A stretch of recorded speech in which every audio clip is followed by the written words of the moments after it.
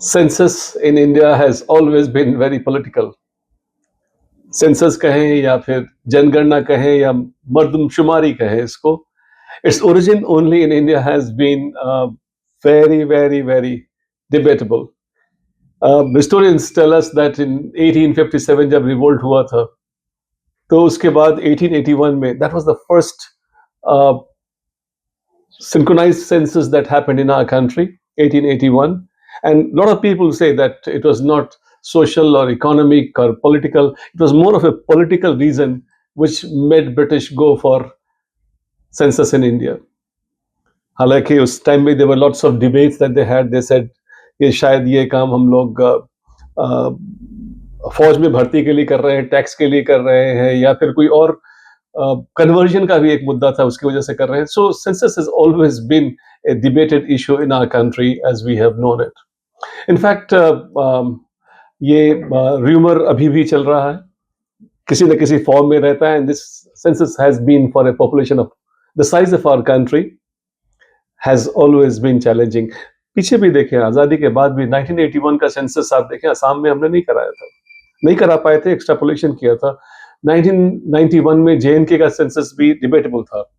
Now, today we are discussing about the current census of 2027.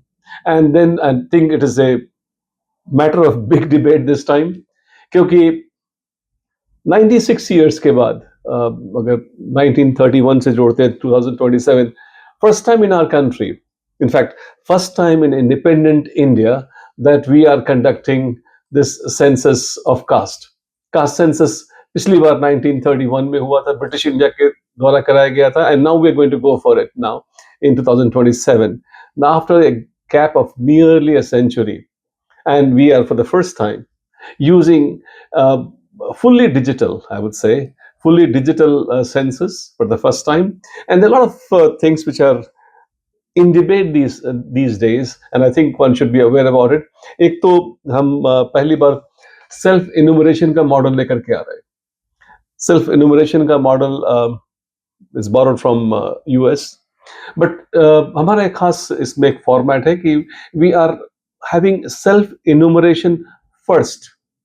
I mean, it is not the we can call it as digital first, but it's not digital only model that we have got. That means we will be having a huge number of people, large number of people.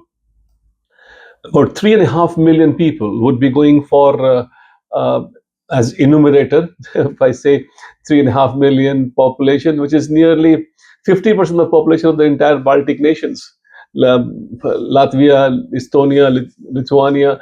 If you take their population, it will be like little over 6 million. So 3.5 million people in India are just being used for enumeration.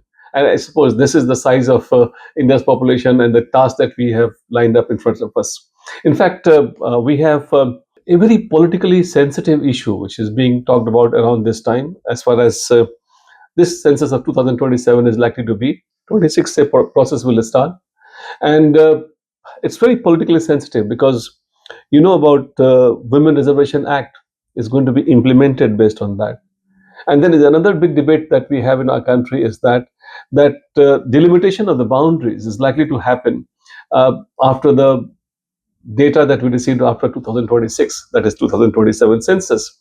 And then all the states who have performed well, who have done well when it comes to controlling population, they are going to have some shift in their isostasy of politics of the nation.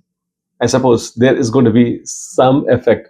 The redrawing of the political constituencies, redrawing the political boundaries is likely to go in favor of the countries part where we have got population has been high. And that is a big matter of debate that need to be watched for. Because last time jo data use kiya gaya tha for constituency delimitations, that was in 1971 data, long time ago. And I think this is very much due. And then let's see how the whole thing unfolds. Watch out for the development that happens in the much awaited Jangarna, Mardumshumari, or the Census of India.